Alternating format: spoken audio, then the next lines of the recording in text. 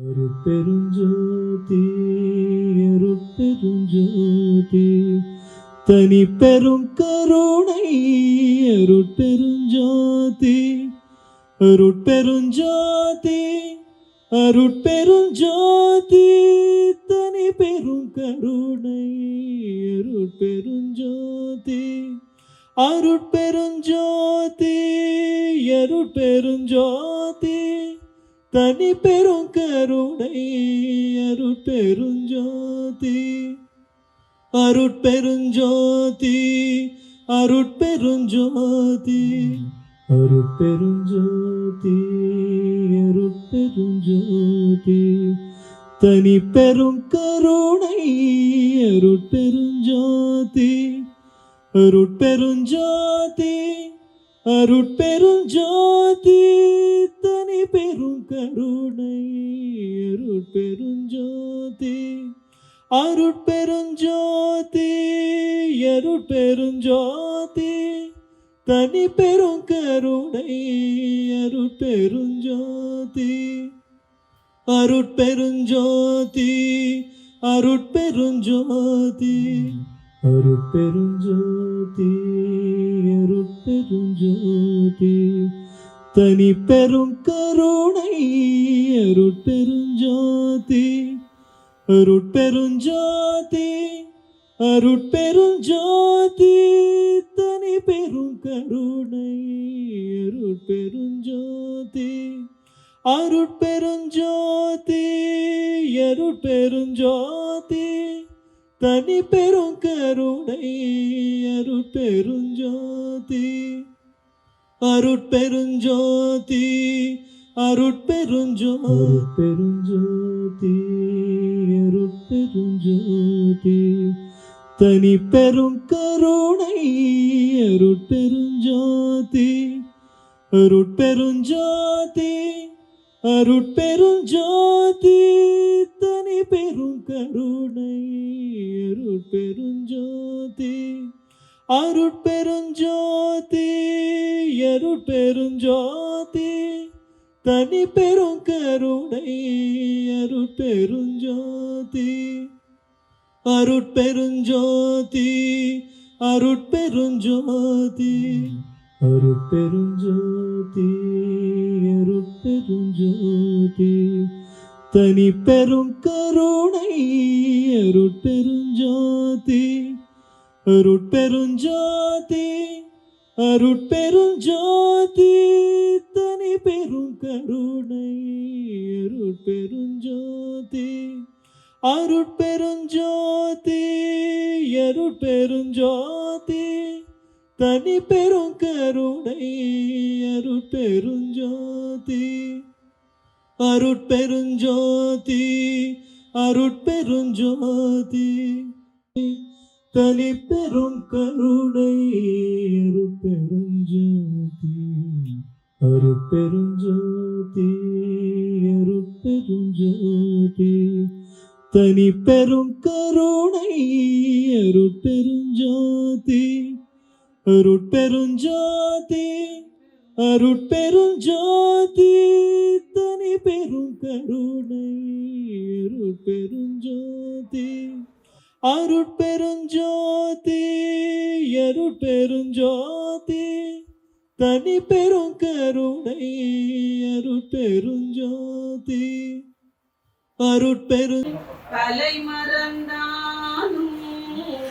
கண்கள் நின்ற இமைப்பது மறந்தாலும் என் கண்கள் நின்ற இமைப்பது மறந்தாலும் நற்றவர் தவர் உள்ளிருந்தோங்கும் நற்றவர் தவர் உள்ளிருந்தோங்கும் நமச்சிவாயத்தை நான் மறவேனே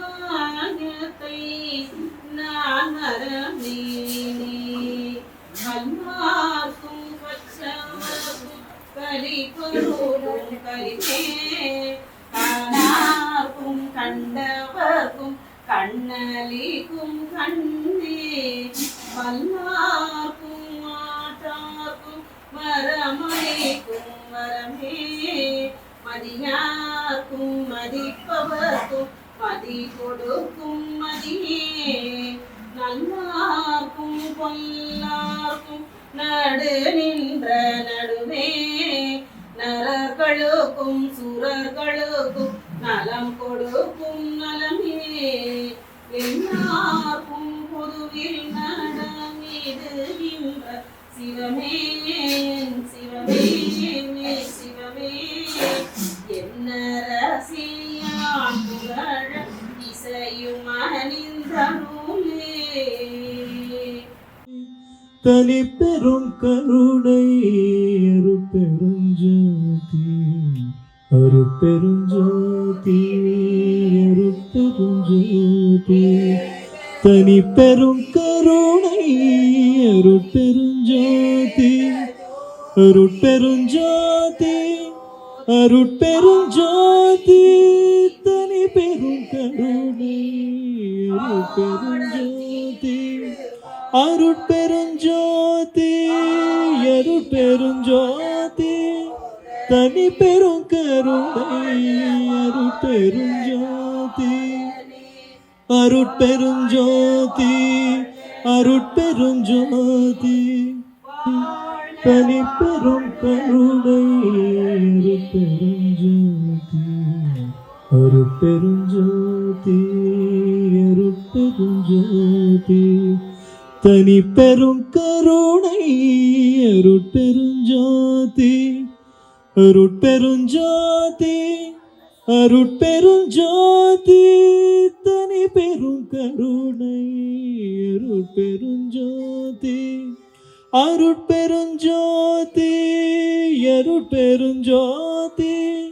தனி பெரும் கருணை அருட்பெருஞ்சோதி அருட்பெருஞ்சோதி அருட்பெருஞ்சோதி தனி பெரும் கருணை அருட்பெருஞ்சோதி அருட்பெருஞ்சோதி அருட்பெருஞ்சோதி தனி பெரும் கருணை அருட்பெருஞ்சோதி அருட்பெருஞ்சோதி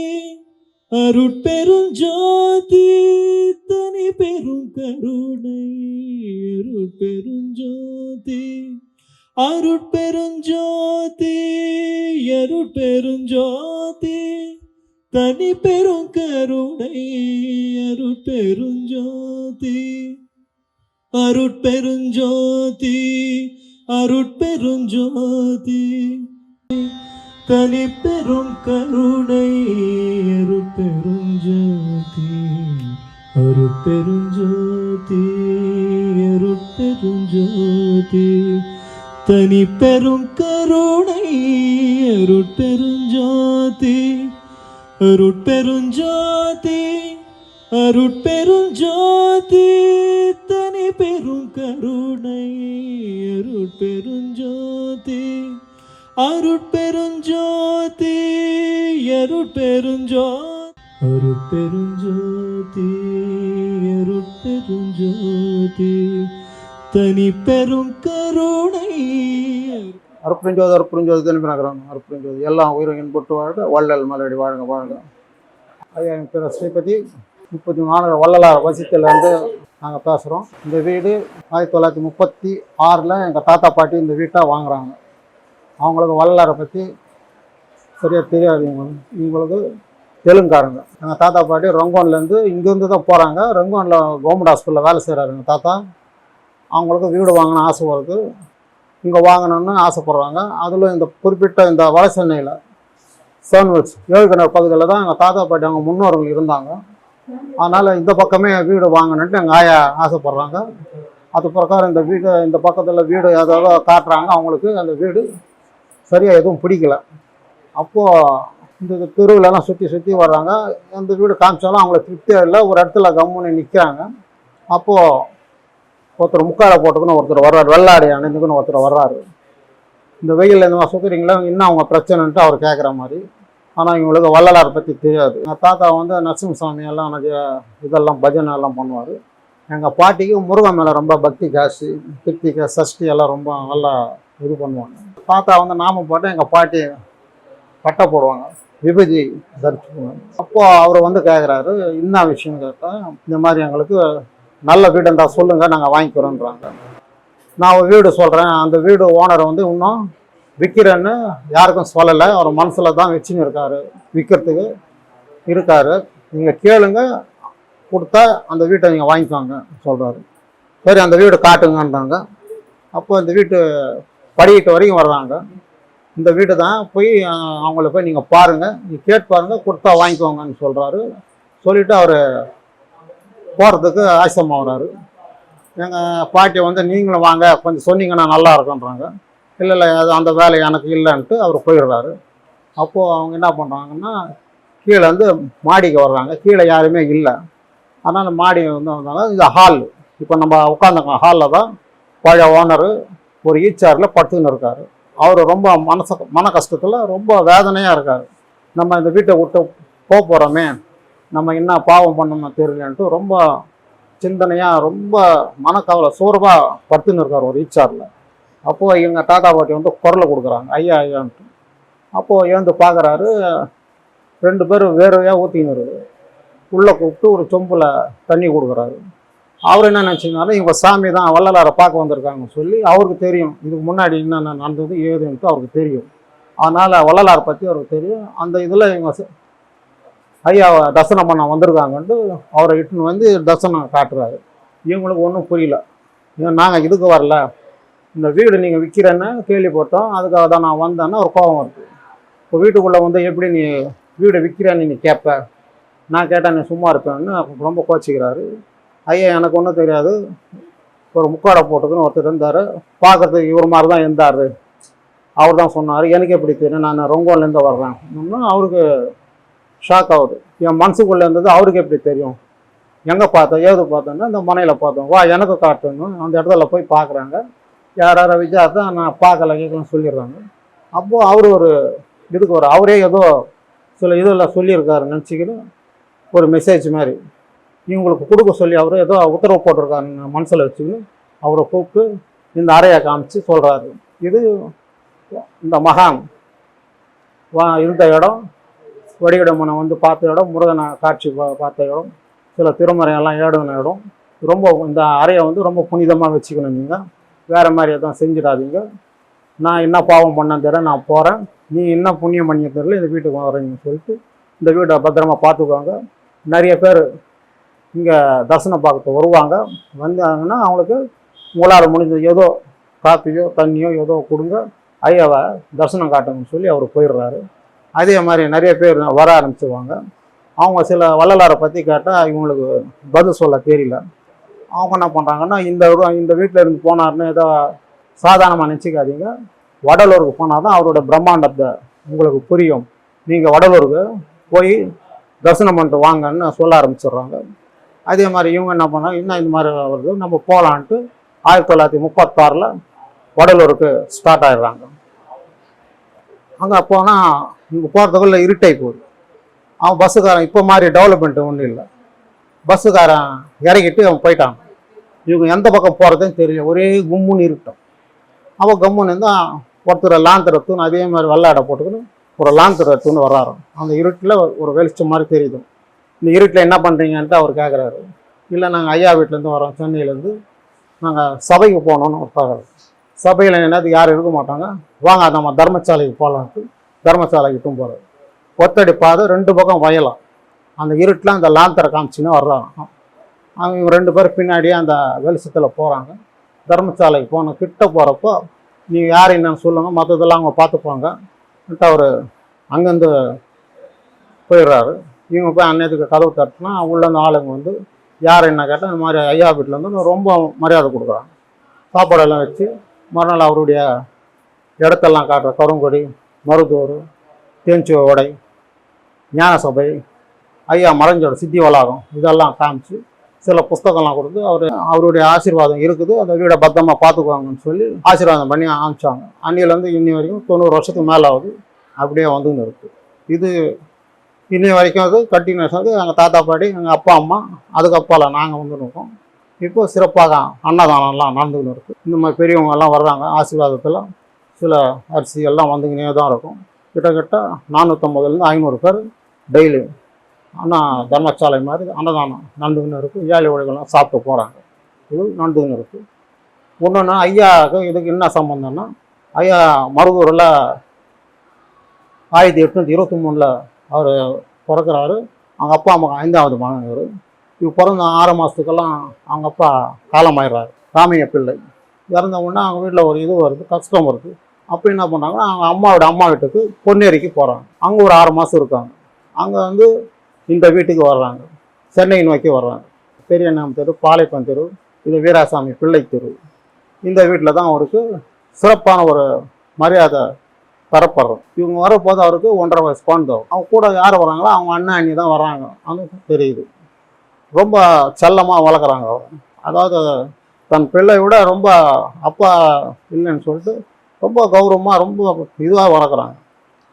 இந்த இடத்துல தான், இந்த ஹாலில் தான் இருப்பாங்க. கீழெல்லாம் அவங்க தான் இருப்பாங்க. ஐயா இந்த தூணெல்லாம் சின்ன வயசில் ஓடி பிடிச்சி விளையாடி இருக்காரு, எல்லாம் பண்ணுவார். அவங்க அண்ணனுடைய இது என்னன்னா, வரவங்ககிட்ட இந்த பெரிய புராணம், தேவாரம், திருவாச்சகம், கந்த புராணம் சொல்கிறது, பசங்களுக்கு வகுப்பு எடுக்கிறது, ஏதாவதுன்னா ஜாதகம் சொல்கிறது, யாராவது கூப்பிட்டா வீட்டுக்கு போய் பசங்கம் பண்ணுறது, இது அவரோட வேலையாக இருக்குது. அந்த மாதிரி தான் இவங்க ஜீவனம் நடந்துன்னு இருக்குது. ஒரு பிறான பிறகு இவர் அடிக்கடிக்கு திருத்தணிக்கு போவார் போல அவங்க அண்ணன். போகிறப்போ இவரையும் ஐயாவை இட்டும் போகிறார்.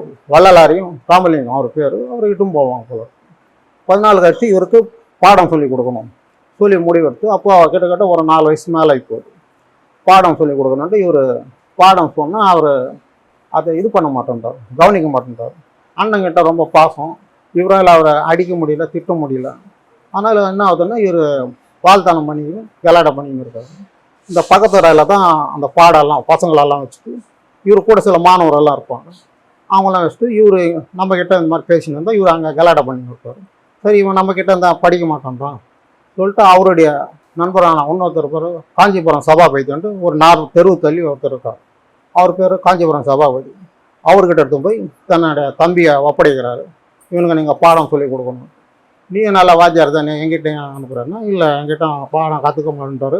என்ன அவரை அடிக்க முடியல, திட்ட முடியல, ஏன்னா நான் ரொம்ப பாசமாக வளர்த்துட்டேன். சரி விட்டுப்போ, நான் பார்த்துக்கிறேன்னு சொல்கிறாரு. அப்போது ஔவையாரோட இது கிளாஸ் நடக்குது. ஓதாமல் ஒரு நாள் இருக்க வேண்டாம், மாதாவை ஒரு நாள் மறக்க வேண்டாம், செய்கின்ற மறக்க வேண்டாம், மறக்க வேண்டாம்.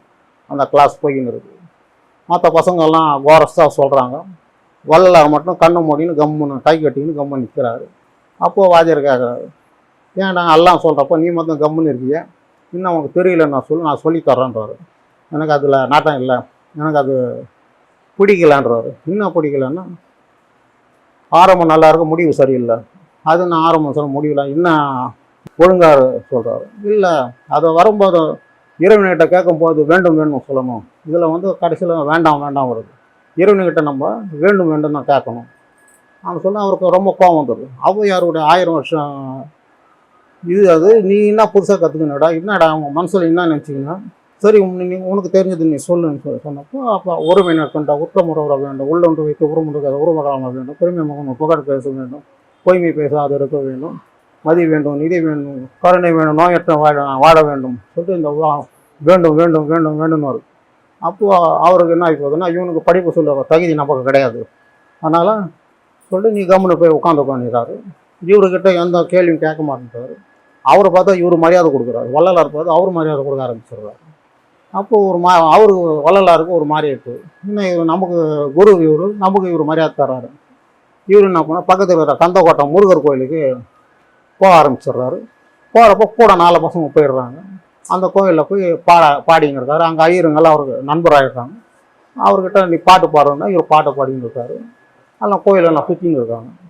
இவங்க அண்ணனுக்கு ரிப்போர்ட் வருது, அவன் ஸ்கூலுக்கு போகாமல் கோயிலுக்கெல்லாம் சுற்றிக்கின்னு கூட 4 பசங்க சுற்றின்னு இருக்கானுங்க.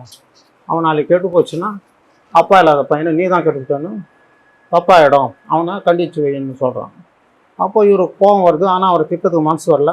ஏன்ப்பா இந்த மாதிரிலாம் பண்ணுறேன், தப்பாச்சா, நீ கோயிலுக்கு போ, இப்போ அது சமயம் கிடையாது, இப்போ நீ பள்ளிக்கூடம் போகணும், என் பேச்சை கேளுன்றார். அண்ணனுக்கு மரியாதை கொடுத்து ஒரு 3 நாள் போகிறாரு. மறுபடியும் 4வது நாள் மறுபடியும் கோயிலுக்கு போக ஆரம்பிச்சிடுறாரு. இவங்க அண்ணனுக்கு மறுபடியும் ரிப்போர்ட் வந்து இவர் கோவம் வந்துடுது.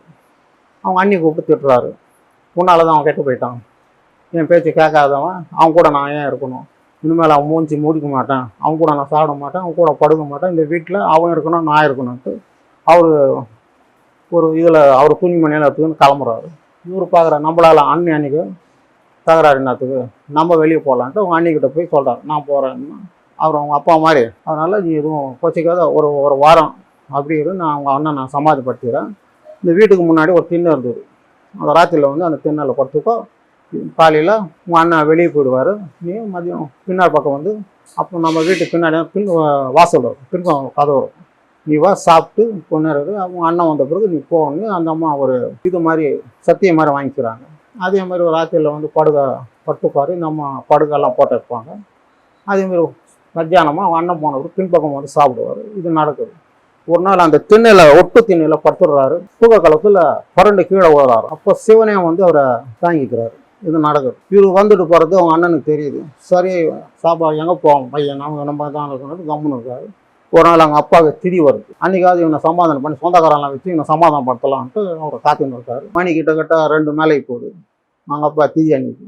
சரி இனிமேல் இருந்தால் அவன் பசியோட இருப்பான், நம்ம இருந்தால் அவன் வரமாட்டான், நம்ம வெளியே போயிடலான்ட்டு இவர் மனசு கஷ்டமாக வெளியே போயிடுறாரு. இவர் கொஞ்ச நேரத்தில் வர்றாரு, 3 மணிக்கு அந்த வர்றாரு. அப்போ சாப்பாடெல்லாம் ஆறி போயிருந்தது. அவங்க அண்ணி ஒவ்வொன்று அழுகுறாங்க, ஏன்பா இந்த மாதிரி பண்ணுறேன், உங்கள் அண்ணனுக்கு தான் நீ மரியாதை கொடுக்கல, உங்கள் அப்பாவுக்காவது நீ கொடுக்க வேணாமா, இன்னைக்கு எப்போது நாள் உங்கள் அப்பாவுடைய திதி ஆச்சா, சொந்தக்காரங்க உங்கள் அண்ணனோட நண்பர்கள்லாம் வந்து சாப்பிட்டு போனாங்க, நீ இந்த மாதிரி பண்ணுறீங்கன்னு அந்த அம்மா ஒவ்வொன்று அழ ஆரம்பிச்சிடுறாங்க. அவருக்கு ஒரு மனசு கஷ்டமாக இருக்குது. இல்லைங்க நீங்கள் அழுவது என் மனசு கஷ்டமாக இருக்குது, என்ன தொந்தரவு பண்ணாதீங்கன்றாரு. தொந்தரவு பண்ணலன்னா எப்படி, உன்னை என்ன பண்ணாரு, சம்பாதிக்க சொன்னாரா, வேலைக்கு போக சொன்னாரா, என்ன பண்ண சார், பள்ளிக்கூடம் தான் போனார், எனக்கு அந்த சொந்த படிப்பு பிடிக்கலன்றாரு. சொந்த படிப்பில் என்னன்னா என்ன படிப்பு பிடிக்கணும், எனக்கு சொந்த படிப்பு வேணுன்றாரு. எனக்கு புரியும் போல, எனக்கு அதை பற்றி தெரியாது, உங்கள் அண்ணன்கிட்ட பேசிக்கோ, உனக்கு என்ன வேணும் சொல்லு, என்னால் முடிஞ்சு நான் செய்கிறேன்னு கேட்குறாரு. எனக்கு தனிமை வேணும்னு கேட்குறாரு. தனிமைனா என்னன்னா எனக்கு ஒரு அறை வேணும்ன்றாரு. சரி உனக்கு என்ன கீழெல்லாம் அறை காட்டினா அந்த அறையெல்லாம் அவர் வேணாங்கிறாரு. இது வந்து அவங்க அண்ணனுடைய அறை, அவருடைய எல்லாமே ஜாதகம் புஸ்தகம் தேவாரம் திருவாத்தகம் இது வந்து மாதிரி புஸ்தகம் புராண புஸ்தகம்லாம் இங்கே தான் வச்சு நிற்போம். இவருக்கு சொன்னோன்னே வா உனக்கு இல்லாத வான்ட்டு உன் அண்ணனுடைய இதெல்லாம் வெளியே வச்சுட்டு நீ போய் உட்காரன்ட்டு இவருக்கு என்னென்ன தேவை அது உள்ளே வச்சிடறாரு. நீ போய் உட்காந்துக்கொண்டிடுறாரு. இவரு போய் உட்காந்துக்கிறாரு. இந்த அறை வந்து வாஸ்து பிரகாரம் ஆகாயம், சிதம்பரமாக ஆகாயம் இந்த பஞ்சபூத ஸ்தலத்தில். அதே மாதிரி வடலூரில் இருக்க அந்த ஞான சத்தியஞான சபை அதுவும் ஆகாயம். அதே மாதிரி அது சிதம்பரம் வந்து வட திசை நோக்கி இருக்கும், சத்தியஞான சபை வட திசை நோக்கி இருக்கும். இந்த ஏரியாவும் இந்த வீடு வந்து வள்ளலா நகர்ன்றது வந்து வட சென்னைன்னு சொல்லுவாங்க. இது ஒரு சிறப்பு. ஆகாயன்றது இந்த அறையில் போய் அவர் உட்காந்துக்கிறார். அவங்க அண்ணன் வர்றாரு, லேட்டாக வர்றாரு. என்ன பெரிய மனுஷன் வந்தானா, என்ன சொன்னார், ஏதாவது கோரிக்கை ஏதாவது வச்சாருன்னா, ஆமாம் அவருக்கு தனிமை வேணுமா, இந்த சொந்த படிப்பு வேணாமா, அவருக்கு சொந்த படிப்பு வேணுமான்றது அவருக்கு ஒன்றும் புரியல. சரி கடைசியில் என்ன தாங்கன்னா ஒரு அறை கேட்டார். நீ என்ன பண்ண கொடுத்துட்டேன், எந்த அறை கொடுத்தோன்னா உங்கள் அறை கொடுத்துட்டான். சரி அவருக்கு சந்தோஷம், வெளியே எங்கே போய் சுத்தாமல் வெளியே தான் ஒரே இடத்துல இருந்தால் போதும்ட்டு அவருக்கு ரொம்ப ரொம்ப சந்தோஷம், பரமானந்தம் இப்போ. சரி இவர் என்ன தனியாக கேட்டார், என்ன தான் பண்ணுறான் பார்க்குறேன்னு அவர் வந்து எட்டி பார்க்குறாரு. அப்போ இவர் மாரி வந்து முருகன் மேலெல்லாம் பாட்டெல்லாம் பாடுறாரு. அந்த பாட்டெல்லாம் எப்பவுமே அவர் கேட்காதது, எந்த புஸ்தகத்தில் பார்க்காதது, ஆழமாக இருக்குது, ஞானமாக இருக்குது. அவருக்கு ரொம்ப சந்தோஷமாக போகுது. சரி இனிமேல் அவனை நம்ம தொந்தரவு பண்ணக்கூடாதுன்னு கம்முன்னு இருந்துடுறாரு. அப்படின்னா தான் அந்த கோட்டத்தில் தர்மகர்த்தா சோமி செட்டியார் அவங்க வீட்டிலேருந்து பெரிய புராணம் சொல்கிறதுக்கு இவரை கூப்பிட்றாரு அவங்க அண்ணனை. அவர் 2 நாள் போகிறார், 3ஆம் நாள் அவரால் போக முடியல, ஜுரம் வந்துடுது. போகலன்னா அவர் எதாவது தப்பாக நினச்சிப்பாரு, எப்படி பண்ணலான்னு அண்ணிக்கிட்ட சொல்கிறாரு. அவங்க போகலன்னா தப்பாக நினச்சிப்பாங்க, என்ன பண்ணலான்னு கேட்குறாரு. சரி நம்ம தம்பியை அனுப்பலான்னு சொல்கிறாங்க. சரி தம்பிக்கிட்ட சொல்லி அனுப்பு, அங்கே போய் பெரிய மனுஷங்க இருக்கிற இடம் கொஞ்சம் மரியாதை நடந்துக்க சொல்லி சொல்கிறாரு. சரின்ட்டு அவங்க வந்து கேட்குறாங்க. அவங்க அண்ணனால் போக முடியல, நீ போய் பார்த்துட்டு 2 வார்த்தை நல்ல வார்த்தை உனக்கு தெரிஞ்சது சொல்லிட்டு வான்னு சொல்லி இவரை அனுப்பிச்சி வைக்கிறாங்க. அதே மாதிரி இவர் போகிறார். அவங்க அண்ணன் போனாருன்னா 6 மணிக்கு போனாருன்னா சாயந்தரம் நைட்டு 10 மணிக்கெல்லாம் வீடு வந்து சேர்ந்துருவார். ஆனால் இவர் போய் விடிய பிரசங்கம் பண்ணுறாரு. நேரம் போகிறது தெரியல. அங்கே இருக்கிறவங்க கேள்வி மேலே கேள்வி கேட்டால் எல்லா கேள்விக்கும் அவர் பதில் சொல்கிறார். அவங்க இருக்கிறவங்க ரொம்ப பிடிச்சி போகுது. இவர் அண்ணனுக்கு பதிலாக இவரே நாளையிலேருந்து வர வைங்க, இவருடைய பிரசங்கம் ரொம்ப நல்லா இருக்கு, இவருடைய இது ரொம்ப ஆழமாக இருக்கும், ஞானமாக இருக்குது, அதனால் இவரே நீங்கள் கூப்பிட்டு இது பண்ணுங்கன்னு சொல்லி எல்லாம் சொல்ல ஆரம்பிச்சிடுறோம். இவங்க அண்ணன் எங்கே காத்துன்னு இருக்காரு. சரி நேரம் போச்சு, சின்ன பையன் தூங்கிட்டு இருப்பான்னு கம்முன்னு வர்றாரு. பொழுது விழுந்து போகுது, எல்லாம் இது பண்ணுறாங்க. அண்ணனோட நண்பருங்கெல்லாம் வந்து இவரை கேட்குறாங்க, அவன் எங்கே கற்றுக்கினா, ஏன் உங்ககிட்ட கற்றுக்கின மாதிரி தெரியல, ரொம்ப நல்லா இருக்கு அவருடைய ஸ்பீச்சு, அவருடைய பசங்க ரொம்ப நல்லா இருக்கு, நீ ஒரு வாட்டி கேட்டுப்பாரு, அவன் உங்ககிட்ட கற்றுக்கின மாதிரி எனக்கு தெரியல, நீ ஒரு வாட்டி அவனுடைய இதை கேளுன்னு சொல்லிட்டு அவங்க போயிடுறாங்க. இவருக்கு ஒன்றுமே புரியல. கொஞ்ச நேரத்துக்கெல்லாம் செட்டியார் வர்றாரு. என்ன எப்படியா உடம்பு, நான் நல்லா போச்சு, இன்னைக்கு சாயந்தரம் நான் கலந்துக்கிறான்றாரு. நீ வர வேணாம், உன் தம்பியை தான் இருக்கிறவங்களாம் ஆசைப்படுறாங்க, அதனால் உன் தம்பியை அனுப்பிச்சி வேண்ட்டு அவரு போயிடுறாரு. இவருக்கு ஒன்றும் புரிய மாட்டேங்குது. அதே மாதிரி சாயந்தரமாவது செட்டியார் அவருடைய கோச்சு வண்டியை அனுப்பிச்சி வைக்கிறாரு. அதே மாதிரி வந்து கூப்பிட்றாங்க, ஐயா அவனுக்கு வண்டி வந்துடுச்சு, நீ போயிட்டு வரலான்றாங்க. இவர் அந்த வண்டியில் இறங்கி போயிடுறாரு. அவங்க அண்ணன் பின்னாடியே போகிறாரு, நீ என்ன பண்ணுறான் பார்க்கலான்னு சொல்லி. இவர் போனோன்னே அந்த பசங்கத்தை அவர் ஆரம்பிக்கிறாரு. அவருடைய பேச்சு இதெல்லாம் பார்த்தா ஒன்றுமே புரியல. யார் இவன், நம்ம தம்பி தானா, இல்லை ஞான சமுதிரம் பிறந்துட்டானா, இல்லை முருகனே வந்துட்டானான்ற மாதிரி அவருக்கு பிரமிப்பை போகுது. அவர் கண் அவரால் நம்ப முடியல. பயந்துட்டு என்ன பண்ண பாதியிலே ஓடி வந்துடுறாரு. ஓடி வந்து தன்னுடைய மனைவி கிட்ட பாப்பாத்தியம்மா கிட்ட சொல்கிறாரு, எப்படி இது, நீயாவது எனக்கு சொல்ல வேணாமா, இந்த அளவுக்கு ஞானமாக இருக்கு, எனக்கு புரியலையே, நான் ஞானம் சொன்னாயிட்டேன், அவங்க எல்லாம் வந்தால் நான் மன்னிப்பு கேட்கணும், அவனை அடிக்க போனேன், திட்ட போனேன், வீட்டை விட்டு துரத்தணும், அவனுக்கு சாப்பாடை கூட போடக்கூடாதுன்னு சொல்லி இந்த வாயால் சொன்னேன், இந்த பாவத்தெல்லாம் நான் எங்கே போய் தீர்த்துக்க போகிறேன்னு சொல்லி வந்து ஒவ்வொன்று அழுகுறாரு. கொஞ்ச நேரத்தில் இவர் வர்றாருன்னா, ஐயா என்னை மன்னிச்சிக்கோ, நான் எனக்கு இந்த சித்தருக்கு உன்னை பற்றி தெரியல, என்னை மன்னிச்சுட்டு சொல்லிட்டு அவர் காலில் விட போகிறாரு. அதெல்லாம் வேணாம், நீங்கள் என்னை பெரியவங்கன்ட்டு இந்த அறையில் வந்து உட்காந்துக்கிறாரு. இந்த அறையில் தான் உட்காந்தப்போ அவர் போனது கந்தக்கோட்டம், கண்ணாடியில் திருத்தடி முருகனை காட்சி பார்க்குறாரு. அந்த இது நடக்குது. வயசு வரைக்கும் அவர் கந்தக்கோட்டைக்கு போகிறாரு. கொஞ்சம் பெரியவனானவுடனே அவர் வடிவடம்மன் திருவத்தூர் போட ஆரம்பிச்சிடுறாரு. போய் அவங்க வரதுக்கு கொஞ்சம் லேட்டாகி போகுது, ஆனால் ரொம்ப தொலைவாது, இதாவது கிட்டது, ரொம்ப லேட் ஆகி போகுது. சரி திருடன் யாராவது வந்துட போகிறான்ட்டு அவங்க என்ன பண்ணுறாங்கன்னா, கதவை சாத்திட்டு கதவை தட்டினா திறக்கலான்ட்டு உள்ளே வந்து உட்காந்துக்கிறாங்க. அசந்து அப்படியே தூங்கிடுறாங்க. கொஞ்ச நாட்டில் வள்ளலார் வந்தாங்க, கதவை தட்டினா கதவை சாத்திருக்கு. சரி தட்டினா அவங்க தூக்கம் கலைஞ்சி விடுன்னு சொல்லிட்டு அவர் அந்த திண்ணையில் அப்படியே படுத்துடுறாரு. அப்போது வடிவுடமணி என்ன பண்ணுறாங்கன்னா அந்நிரூபத்தில் வந்து எழுப்புறாங்க. வெறுமயத்தில் படக்கூடாதுன்னா சாப்பிட்டு போடுன்னு சொல்லிட்டு அவங்க எழுப்பி பரிமாறுறாங்க. அவர் சாப்பிட்டுன்னு கேட்குறாரு, என்றைக்கு மேலே ருச்சி இன்றைக்கி எப்படி வந்தது, இந்த சாப்பாடு ஏது, யார் கொடுத்தாங்கன்றாரு. இந்த சமையல் யார் பண்ணாங்க கேட்குறாரு. நான் தான் பண்ணேன், உன்னுடைய சமையல் எனக்கு தெரியும், இன்றைக்கி தேவாமிரதமாக இருக்கே, ஏது உனக்குன்றார். இல்லை நான் தான் பண்ணேன், இன்றைக்கி உனக்கு ஏதோ வித்தியாசமாக தெரியுது நான் சொல்கிறாங்க. ஆனால் அவரை நம்பலை. நம்ம வடிவுடம்மன் மறைஞ்சிட்றாங்க. கொஞ்ச நேரத்தில் இவர் கையெல்லாம் கழுவிட்டு சாப்பிட்டு மறுபடியும் தியானத்துக்கு போயிடுவார். அதுக்குள்ளே அவங்க அண்ணி மூச்சுக்கிறாங்க. ஐயோ ஃபுல்லாக பசியோட வந்திருப்பான்னு எழுதி ஓடி வர்றாங்க. வானேன்னா வந்து சாப்பிட்டு போட வாங்க கூப்பிட்றாங்க. நான் சாப்பிட்டாச்சு. யார் கொடுத்தேன், நீ தான் கொடுத்தேன், நான் தான் ஒத்துக்கலை, நான் இப்போ தான் வர்றேன்னா. அப்போது அவர் தியானத்தில் பார்க்குறாரு. தியானமாக வடிவுடம்மன் ஒரு தெரியுது. அன்னிக்கிட்ட உன்னூறு ரூபத்தில் வடிவுடம்மன் வந்தாங்கன்னா அந்த அம்மாவுக்கு ஒரு சந்தோஷம். இந்த வீட்டில் மொத்தம் 6000 பாடலில் 5000 பாடல் இங்கே தான் எழுதுறாரு. மனுவிரண்ட வாசம் இங்கே தான் எழுதுறாரு. சின்னமை தீபிகன்றது நூலை வெளியிடுறாரு. சில நூல்கள்லாம் இங்கே தான் பண்ணுறாரு. கோயில் இருக்கும், அதெல்லாம் இங்கே தான் வெளியிடுறாரு. 6 திருமலை 5 திருமலை இங்கே தான் எழுதுறாரு. இந்த வீட்டில் தான் இருக்குது திருமணம் நடக்குது. ஒரு சமயத்தில் வந்து சிவனடியார் ரூபத்தில் வந்து சிவனே வந்து இவருக்கு ஒன்று கொடுக்குறாரு. முதல்ல வந்து அவருக்கு விபூதி கொடுக்குறாரு, இதுக்கு நீ தகுதியானவன். ரெண்டாவது வந்து செஞ்சோட பூ தர்றாரு, செம்பருத்தி பூ. மூணாவதுல சிவமாலையே கொடுக்குறாரு. அது என்னன்னு ஒரு கேட்டால் சுத்ததாகம் பிராணதாகம் ஞானதாகன்ற மாதிரி 3ஐயும் அவர் கிடைக்குது. அவருடைய நேழை கீழே விடாது, அவருடைய பாதம் கீழே பதியாது, அவருடைய முழு உருவத்தையும் ஃபோட்டோவாக எடுக்கவும் முடியல, ஓவியமாகவும் எழுத முடியல. இப்போ இருக்கிற படம் எல்லாமே கற்பனை தான், எதுவுமே உண்மை கிடையாது. இந்த வீட்டில் தான் அவர் உண்ணாமலை அவங்க மகளை தனக்கோட்டையை மனம் முடிகிறாரு. கிட்டத்தட்ட 9 வருஷமாக இந்த வீட்டில் தான் இருக்கார். முதல் நாள் என்ன இருக்குது, திருவாசகம் தான் அந்த அம்மாவுக்கு உபதேசம் பண்ணுறாரு. அப்போயே அவர் எத்தனும் இவர் எதனா அருப்பாவை பாடல்களை எழுதிடுறாரு. அதை பற்றிலாம் அந்த சந்தேகங்கள்லாம் அந்த அம்மா கேட்பாங்க, அதுக்கெல்லாம் பதில் சொல்லிடுவோம். இப்படியே 9 வருஷம் ஆகி போகுது. அவர் வரும்போது இங்கே 1825 வர்றாரு. 1858 வடலூருக்கு கிளம்பிடுறாரு. அவர் என்ன நமக்கு சொன்னது, இந்த வீட்டில் இருந்துட்டு போகிறாரு, எல்லாமே அஷ்டமா சித்தியெல்லாம் இங்கே தான் அவர் கிடைக்குது. அந்த தங்கத்தை எப்படி செய்யறது ரசபாதம் வந்து அருப்புரிஞ்சோதி அவருக்கு கொடுக்குறாரு. அதை வச்சு தான் அவங்க வடூரில் அந்த கட்டடத்தை அவர் கட்டுறாரு. அங்கே வரவங்களுக்கெல்லாம் சம்பளம் கிடையாது, தங்கமே கொடுப்பாரு. அவர் ஏதாவது ஒரு இது தோட்டம், இரும்பு தோட்டம் கூட தங்கம் ஆகிடும். அது கொடுத்தாங்கன்னா அன்றைக்கி எத்தனை பேர் வேலை செய்வாங்க, அத்தனை பேருக்கு சம்பளம் வருமா. இன்றைக்கி 10 பேருன்னா 10 பேருக்கு வருமா, நாளைக்கு 20 பேர்னா 20 பேர் வருமா. இவருடைய எதிரிங்களை என்ன பண்ணுறாங்க, இவர் திட்டு தங்கெல்லாம் பண்ணுறான், இவரை உள்ள தள்ளணும்னு சொல்லிட்டு அப்போ பிரிட்டிஷ் கவர்மெண்ட்டில் போய் கம்ப்ளைண்ட் பண்ணிடுறாங்க. அவங்க என்ன பண்ணுறாங்க, இந்த ஒரு கொடுக்குற தங்கத்தை சீஸ் பண்ணி டெஸ்ட்டுக்கு அனுப்புகிறாங்க. அவனுங்க வந்து உலகத்தை ஆடினவங்க, அவங்க பேர் இல்லாத குவாலிட்டி இவர்கிட்ட இருக்குது, ஹை குவாலிட்டியாக இருக்குது. அவங்களுக்கே ஒரு பிரமிப்பார், இந்த தங்கம் இவன் எப்படி இந்த பண்ணுறான்ட்டு என்கொயரிக்கு வந்துடுறாங்க. இந்த தங்கத்தை நீங்கள் செய்கிறேன்னு நான் கேள்விப்பட்டேன், ஏது உங்களுக்கு எங்கேருந்து வருது என்னான்னு கேட்குறாங்க. அப்போது அந்த காலத்தெல்லாம் இந்த இவனுங்க ஸ்டிக்கு வச்சு நிற்பாங்க பிரிட்டிஷ்காரன். அந்த ஸ்டிக்கை அவரை தொடராரான் தங்கமை போதும்.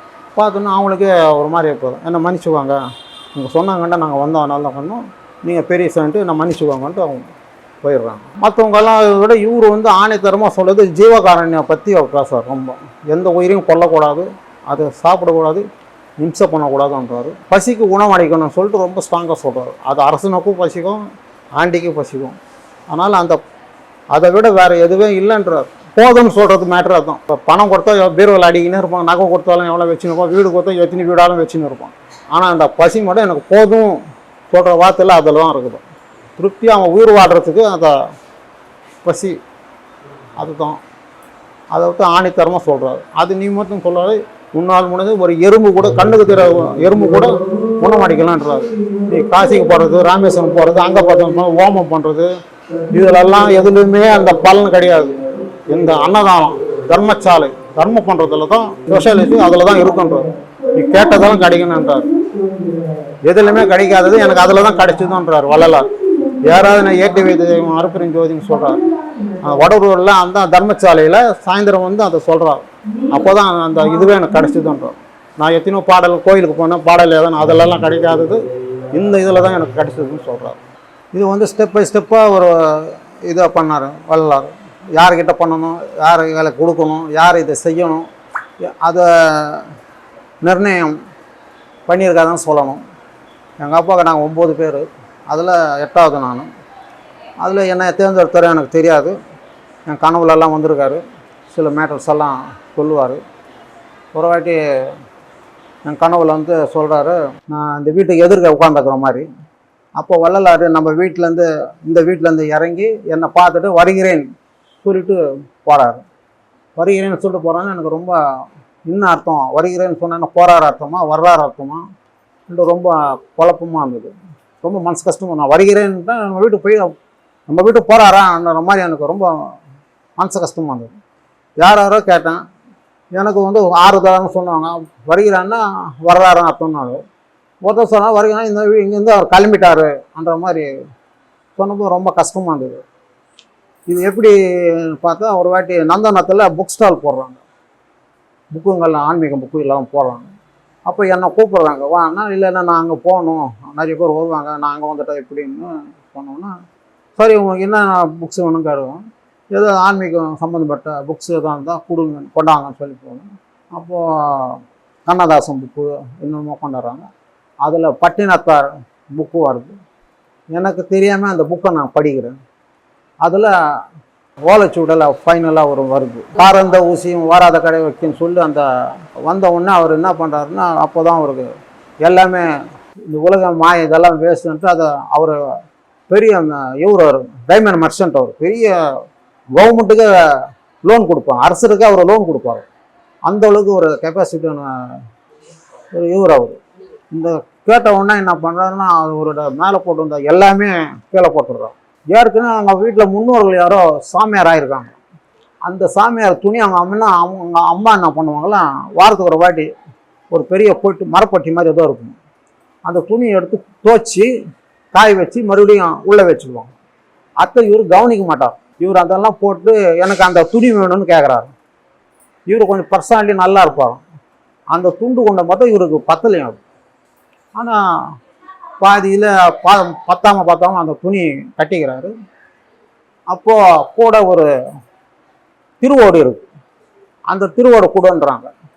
அவங்க அம்மா சொல்கிறாங்கன்னா, நீ சாமியார் ஆகிட்டு இல்லை, உனக்கு என்ன அதுக்கு திருவோடு, இது ஒரு சொத்து மாதிரி ஆகிடும். அது திருவோடுன்னா ஒரு ப்ராப்பர்ட்டி அது, அதனால் நீ வேணும் எடுத்துப்போ, ஆனால் நீ சாமியானன்றப்போ இது திருவோடு உனக்கு தேவையில்லை.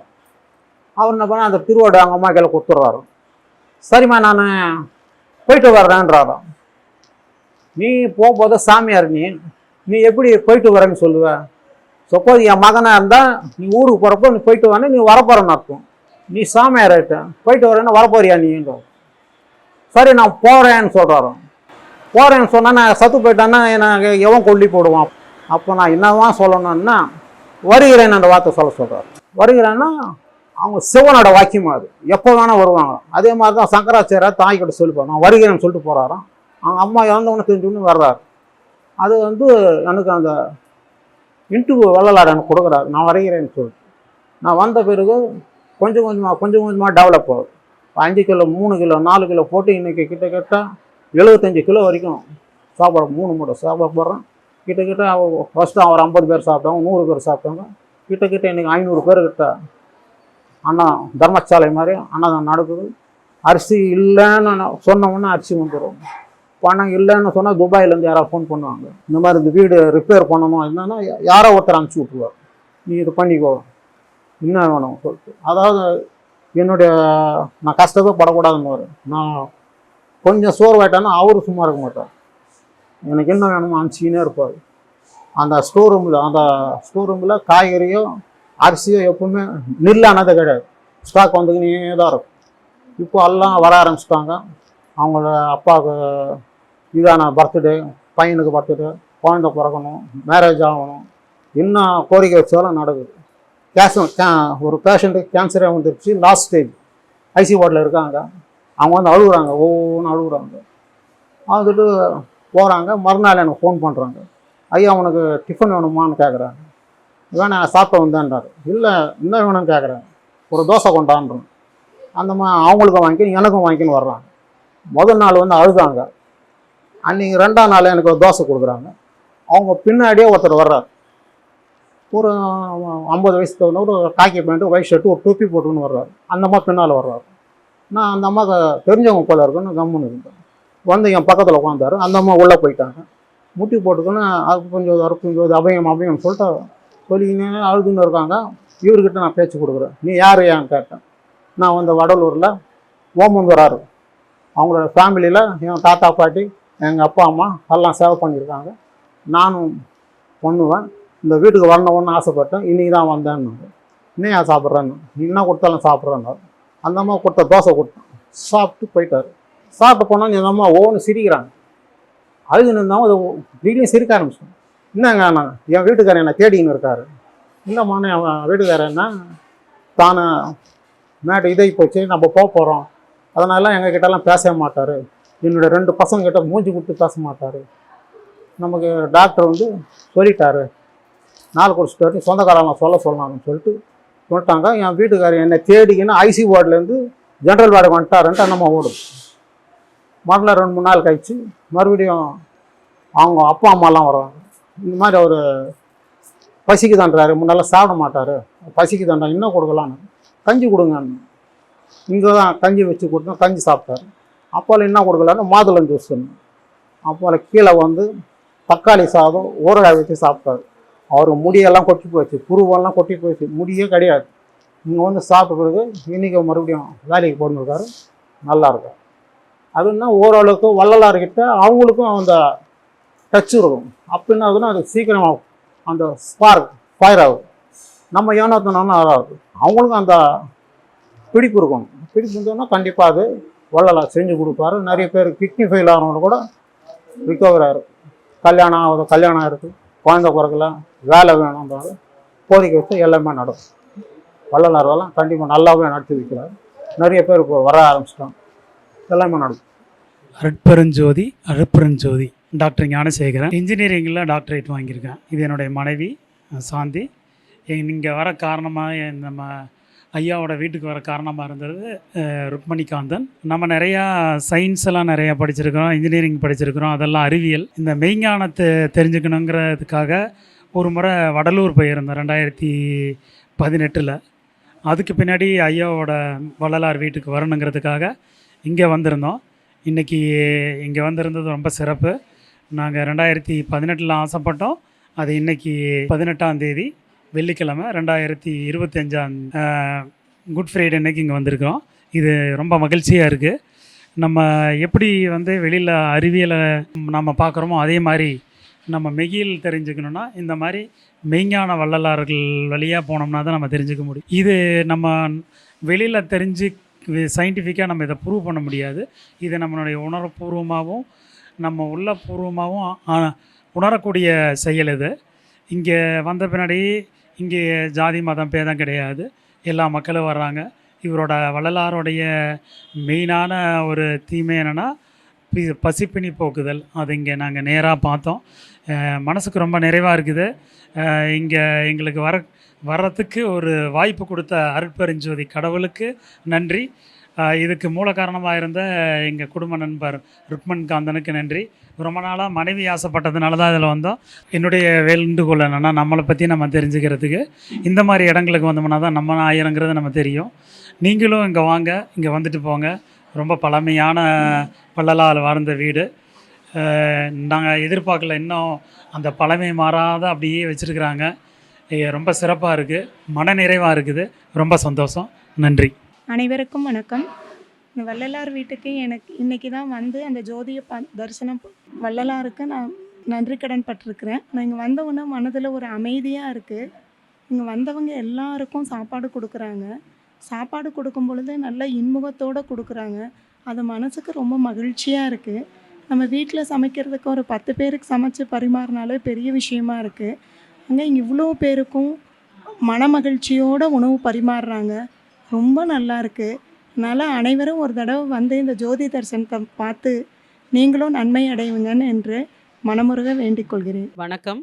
அருட்பெரும் ஜோதி, அருட்பெரும் ஜோதி, தனிப்பெரும் கருணை, அருட்பெரும் ஜோதி. நாங்கள் திருமதி ரேவதி மோகன். எங்களுடைய திருமண நாள் 43ஆம் வருடம் திருமண நாளுக்காக நாங்கள் இங்கே வந்திருக்கிறோம். நாங்கள் இங்கே வந்ததுலேருந்து எங்களுக்கு ரொம்ப இந்த வள்ளலார் இல்லத்திற்கு நாங்கள் வடலூர் வருவதை போல் நாங்கள் கருதுகிறோம். அந்த அளவுக்கு இங்கு சிறப்பான அன்னதானங்கள், சிறப்பான விஷயங்கள் எல்லாமே வடலூருக்கு நிகராக நடைபெறுகிறது. இங்கு இதை எடுத்து நடத்தும் ஒவ்வொரு வருடம் வரும்போதும் எங்களுக்கு ஒவ்வொரு விஷயங்களும் எல்லாமே வளர்ச்சியான விஷயங்களே நடைபெறுகிறது. எங்களுடைய இல்லத்திலும் எங்களுடைய தொழிலிலும். எங்கள் இருவருக்கும் 2023 ஒரு பெரிய விபத்து ஏற்பட்டு இருவரும் நடு ரோட்டில் விழுந்து விட்டோம். யாரோ ஒருவர் வள்ளலாரை போலவே எங்களை காப்பாற்றி எங்களை ஆஸ்பத்திரியில் அனுமதி செய்து எங்களை காப்பாற்றினார்கள். அப்பொழுதிலிருந்து எங்களுக்கு இன்னும் அதிகமாக வள்ளலார் வீடு எங்களால் வயதாகிவிட்டது, வடலூர் போக முடியவில்லை என்ற குறையே எங்களுக்கு தெரிய வருவதில்லை. முதலில் நாங்கள் வடலூருக்கு தான் சென்று அங்கே அன்னதானம் செய்து வந்தோம். 35 வருடங்களுக்கு முன்னாடி வருடம் தைப்பூசத்திற்கு நாங்கள் அன்னதானம் செய்து கொண்டிருந்தோம். அதை இப்பொழுது இங்குதான் நாங்கள் இது ஒரு வடலூராக நாங்கள் இப்பொழுது நினைத்து கொண்டு செய்கிறோம். இங்கு வருவதனால் எங்களுக்கு மன நிம்மதி ஏற்படுகிறது. இங்கு இருக்கும் பொழுது உண்மையாக சொல்கிறேன், என் தாய் வீட்டில் இருக்கும் ஒரு அனுபவம் எனக்கு கிடைக்கிறது. நான் இன்று இது திருமண நாள் எதற்காக வந்தேன் என்றால், உண்மையாக என் அம்மா வீட்டிற்கு வருவதாக நினைத்து தான் என் அம்மா வீட்டுக்கு எங்கள் அம்மா கிட்ட ஆசீர்வாதம் வாங்கிட்டு போகிற மாதிரி வள்ளலார்கிட்ட ஆசீர்வாதம் வாங்கிட்டு போகிறேன். என்னுடைய இல்லம், என் தாயினுடைய இல்லத்துக்கு போன அனுபவம் இங்கு உண்டாகிறது. அதை என்றென்றும் நான் வள்ளலார் வீடு என்று எல்லோரும் சொல்கிறார்கள், வள்ளலார் நகர் என்று சொல்லுகிறார்கள். இது எங்களுடைய வீடு அப்படின்னு, என்னுடைய தாய் வீடு என்று தான் நான் சொல்வேன். நன்றி, வணக்கம். அருட்பெருஞ்சோதி, அருட்பெருஞ்சோதி, தனிப்பெரும் கருணை. எல்லா உயிர்களும் இன்புற்று வாழ்க. நம்ம வேதங்கள், புராணங்கள், இதிகாசங்கள், பகவத்கீதை அனைத்துமே சமஸ்த லோகானாம் சுகினோ பவந்து என்று சொல்லியிருக்கிறது. ஏன்னா மனித குலம் தான் சுகமாக இருக்கணும் என்று சொல்லியிருக்கிறது. வள்ளல் பெருமான் மட்டும்தான் எல்லா உயிர்களும் இன்புற்று வாழ்க என்று சொல்லியிருக்கிறார்கள். இருக்கிற ஃபிலாசபிலேயே the very great and best philosophy, மரணமில்லா பெருவாழ்வு வாழ ஐயா சொன்னார், அதை கடைப்பிடிச்சார், அதை அடைஞ்சார். இந்த ஒரு இதை எந்த இதுலேயுமே எந்த சித்தர்களும் நம்ம இது இல்லை.